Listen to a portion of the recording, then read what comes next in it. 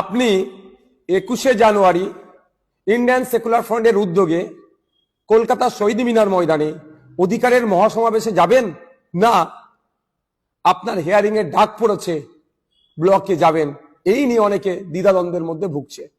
আমাদের অনেক নেতৃত্ব জানিয়েছে এবং অনেক সাধারণ মানুষ ফোন করে বলছে, ভাইজান কি করব, 21 তারিখেই আমাদের আপনার হিয়ারিং এর ডাক পড়েছে। আমি আপনাদের জানিয়ে দিই, আপনার নির্দ্বিধায়, কোনো ভয়ের দরকার নাই, 21শে জানুয়ারি কলকাতা শহীদ মিনারে আমাদের ডাকে যে অধিকারের মহাসমাবেশ হচ্ছে ওখানে উপস্থিত হন।